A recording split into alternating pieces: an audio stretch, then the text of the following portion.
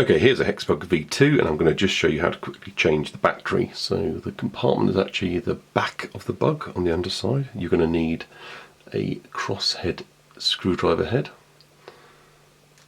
Now don't have one that is too large or too small. Try and make sure it's a good snug fit before you start to actually turn, because if you do have a screwdriver head that's too big or too small, you can damage the softer metal top there. But quite quickly get to the point where it levers out, and actually the screw will stay within the plastic, so it's quite cleverly designed so you don't lose the screw thread itself. So there's the battery cover, just leave that on the side, and already you've revealed the battery.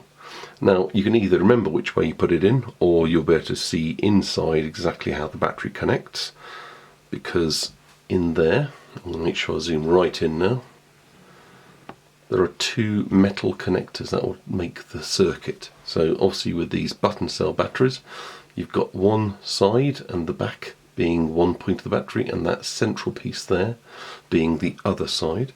And what you've got inside the HexBug, you've actually got a long spring along the very back of the HexBug, and on only one side, protruding from the side, you've got the second spring that makes the contact with this top part.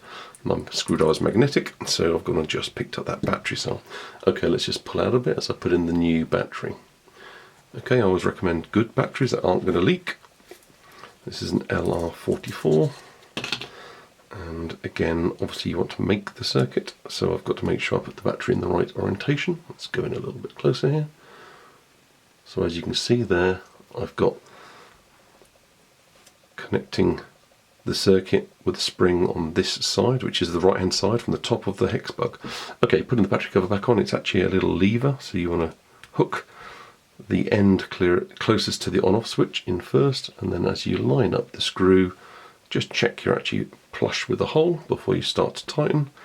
Bring your screwdriver back in and lightly, so it's quite a few twists, but you only want to lightly tighten that. You don't want to force it. It is a small plastic toy. And there you have. I just turned it on just to show that worked. As you can hear it buzzing, it's not going to go very far on this mat because it's on a pad. But there we go, one HexBug V2 with a brand new battery. I hope you found this video useful. Please feel free to like, subscribe and comment.